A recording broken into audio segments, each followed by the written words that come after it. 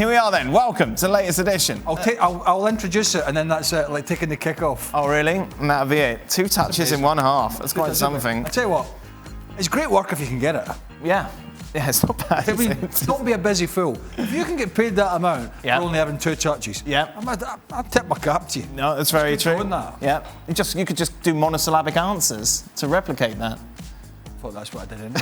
And Don cliches. I can give you cliches. Don and Nedum are with us as well. Oh, Nedum won't sleep tonight. No, why not? Man City. Because Man City lost, I know. Panicking. Oh, he's burnt his Man City pyjamas. He's going to go in one of these. No, I'll be all right. He burnt his pyjamas. I'll be all right. Who do you blame, Nedum? Who will get your wrath? I blame... Oh, gosh. I'm going to blame you for saying it was over. This is all your fault. So you're to blame for this. Yeah, that's fair enough. That's all right. Could you all talk some more about how you all don't see Man City dropping any points? Seem to help, sincerely, all the Liverpool fans. Yeah, Craig, you said you didn't see City dropping points between now and the end of the season.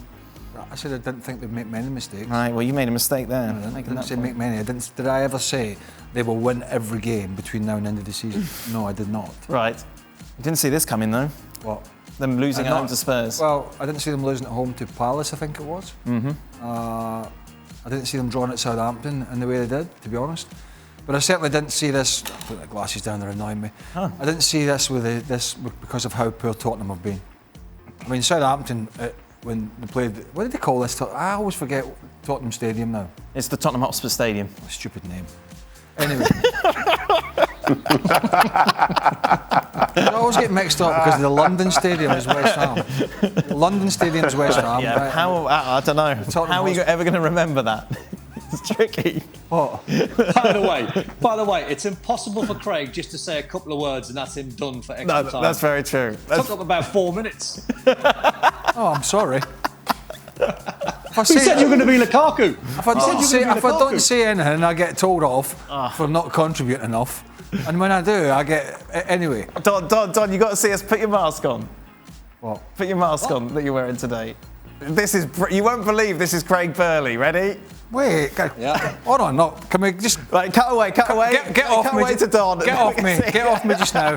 Get off me. Come on, cut away. Oh, no. Right, there you go. Ready? Here he goes. What's he doing? Get ready for the unveiling of this. Okay. Look at that. Smiley faces. My days. Have you ever seen a more ironic mask? You know what I was doing, Don? I was cleaning out my daughter's car, and she had a gazillion masks all...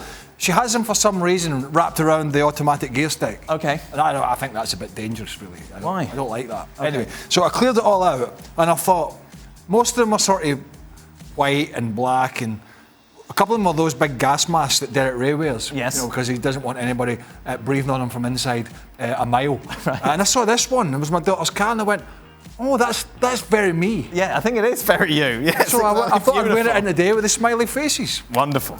Okay. There's nothing I do in this place that doesn't get scrutinised. When you walked in like that, what do you expect to happen? For Craig, any rant on Lukaku now, or is it only reserved for teams celebrating trophies and Manchester United? Oh, we did that in the show. We did it. We had the... Well, it wasn't a rant. It was an explanation of how nobody can get their head around how a professional player at a club who is a dominant... It had a ranty edge to it. Oh, I mean, how do you have 2 touches? Yeah. Nedum, we didn't ask you on the show about it because you didn't see the game. Would you like to throw an opinion in? Yeah, I'm going to throw an opinion in. I think Chelsea's style of play obviously doesn't lead to Lukaku being the most important player, but still, 2 touches is ridiculous, especially when you think about you could have made a tackle, you could have, say, won a header, you could have been running in behind, you could have been running short. It's weird, it's incredibly I don't know, how could... I can't get my head around it because you need to have some level of impact within the game, and if your sole task was to occupy the 2 centre-backs when your team had the ball, then fair enough, but you'll still have more than 1 touch in open play through 45 minutes. I think he's going to be looking back at that 45 and wondering, what went wrong? Because if you're really not needed by your team at all in open play, then it's a serious question you need to ask yourself about what is the point. He had 5 touches in the second half. I mean, to be honest, even at that, but even 5 touches, but you know, when I saw the thing, it said 1 touch was the kick-off and then only 1 touch during the game. I mean, if one of the strikers I'd played with during my time had only, trust me, if we'd have come in, all eyes in the dressing room would have gone straight to that player, right? And there would have been an almighty discussion. It's a record. Is that a record? It's the lowest number of touches in the Premier League history of a player that played 90 minutes. Yeah, and I do agree with. I do take Nedum's point that Chelsea sometimes do play a sort of pedestrian way from side to side. At times they do. But I go back to what I said on the show, which was you're getting yourself in some really bad positions if they can't even on half a. I'm going on the low side here. Even to slide it into you 6 or 7 times during a half, if you even can't get yourself into a position for them to do that, and I think that is really low, 6 or 7 times, then you're not in a good position. 1 touch? When I come in the dressing room and said, I've had 1 touch. How do you, I don't, I'm sorry, no, I can't get my head around it. Craig, has Benzema saved Florentino Perez? Since Cristiano left, he has spent 120 million on Hazard, 60 million on Jovic, and sold players like Kovacic, Hakimi, Varane. If not for Benzema rising to lead the team, Madrid would be in a worse situation than Barcelona. Yeah, Hakimi's been, I mean, again, Hakimi's performance in midweek was excellent. Super fast defender. Yeah, I mean, I suppose the Hazard one is the sort of main one, hasn't it? But yeah, to answer the question, pretty much he's, you know, Benzema has stepped up big time and been the guy. Stepped up majorly and been the guy. And still is. Craig, a lot of questions for you today. Craig, what was the craziest thing you witnessed at an Old Firm derby by fans, players and or coaches? I don't know.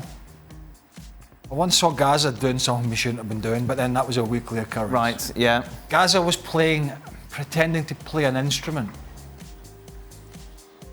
Yeah. That he shouldn't have been doing, yes. whilst warming up behind the goals in front of 60,000.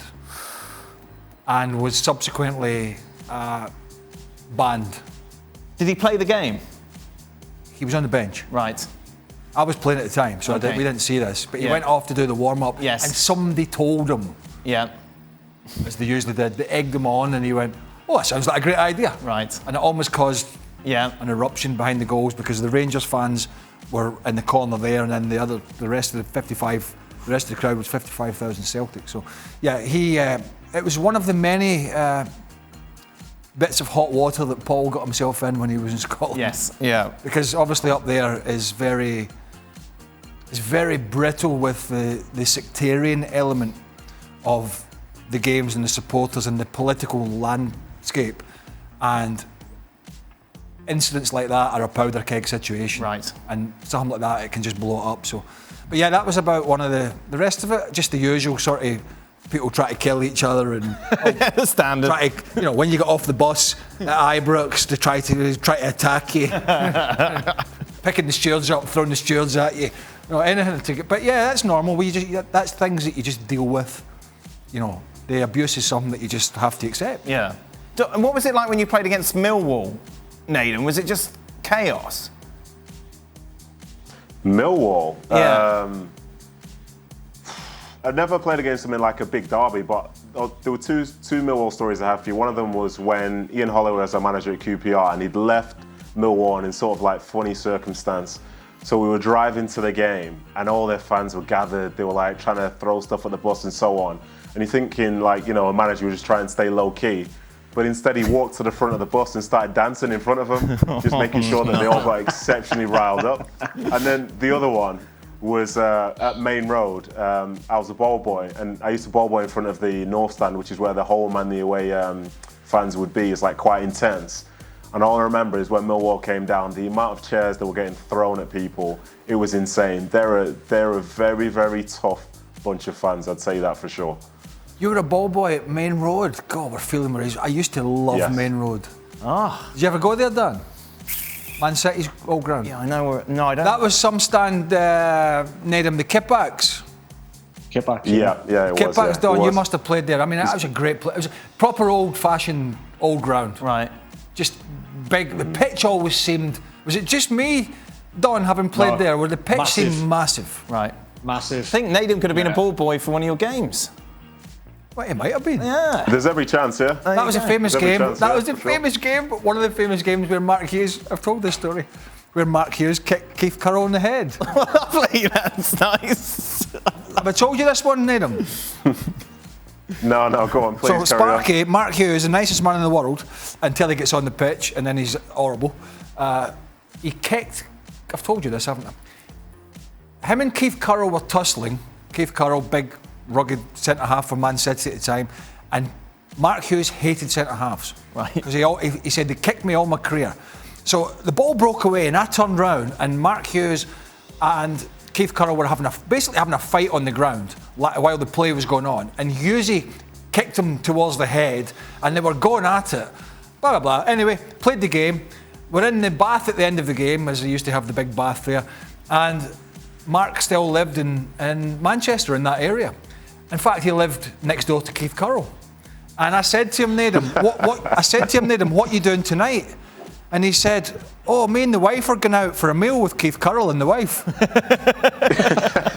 I said, hold on a minute. I said, half an hour ago I just seen you kicking him in the head. He went, yeah, it's just a game, innit? I said, all's fair in love and war. It's crazy. Is it brilliant? Yeah, and people won't realise. They think everybody is bitter and against players, and they're fighting on the field and, you know, arguing. And sometimes it is animosity. Right. But a lot of the times, guess what? It's a job. Right. You're trying to do your job. And then at the end of it, most of the personal stuff, most of the time, gets left. And you go and have a beer. Not all the time, Yeah. but 99% of the time, the personal stuff is left. That's And brilliant. that was Sparky in a nutshell. When he crossed the white line, the man turned into a freaking psychopath. And then when he came back off again, Right. he was the quietest man in the world. Really? Yes. What was he like as a coach, Nedum? He was very, very quiet. Very quiet. I didn't quite get the feeling that he hated defenders as much as that. Oh, but yeah. you know, I did used to watch him, and he was firm. But yeah, I enjoyed him. He was a good guy. You could have a joke with him every now and again, but he doesn't like to give too much away for sure. Nothing's changed. We were playing Arsenal once and we're going out the tunnel, and I don't think he particularly liked Martin Keown. Because Martin was a great defender, but he was also a hardy defender. And we're going out the tunnel, and Sparky was like this, and he went, I said, what's up? He went, I hate defenders. I'm going to fight them today. And guess what? Keown gets sent off. Yeah. Wow. Well, his theory was, they've been kicking me in the Achilles and the calves. Centre-halves have been kicking me for years, and I'm going to go out there and I'm going to get my own back. Wow. Yeah. And he did. Nedum, Brilliant. does Pep's Hope he sees idealism sometimes let him down as opposed to just sticking with continuity? Bernardo has been striving, coming from deep Can you all read today? season, but today he played him as a 9. There's no punctuation in this. Similarly, with what he did with Grammar. One, Call the by grammar, pushing please. he far away from goal in the Champions League final. Yeah, I think you read that out okay. I think if we're going to talk about two specific games over the last sort of like 9 months or so, it's probably not worth crying about. I think managers at times, maybe they do make mistakes, but I guess it's with the thought process, the working, and it could have worked out differently for City. If they defended better, maybe they would have won the game. But, you know, they make mistakes. No manager is perfect. And like I say, you know, he's still done a very, very good job to this point because they're still top of the league, still in the Champions League, still in the FA Cup. So he can't be that bad, really, even though he does things like play Bernardo through the middle, because on a different day, maybe it would have worked. I fell asleep during the first half of Real Madrid against Alaves today. So did we. Don, have you ever done a Julian Faubert and fallen asleep watching your team play? Bonus points if you're on the bench. No. I've never fallen asleep watching my team play, but I'll tell you a quick story about Jerry Taggart running me straight out of the Stadium of Light when you were talking about players who, as Craig said before, who you have a fight with during the game and you give loads of abuse to, and then you go on the bar afterwards and everything's fine. Well, Jerry Taggart was the type of player, not everything was going to be fine. So me and him were at the Stadium of Light. He was playing for Leicester, I was playing for Sunderland. We had an almighty row. carried on to the tunnel at half-time. Second half, exactly the same, both at each other. Full time, he went, I'm going to do you down the tunnel. I was going, yeah, bring it on. I'll do you down the tunnel, this, that and the other. Then all of a sudden, I go in the bar and he sort of comes in and security had to sort of get rid. And I thought, I've got away with one there because he's like a lot harder than I was.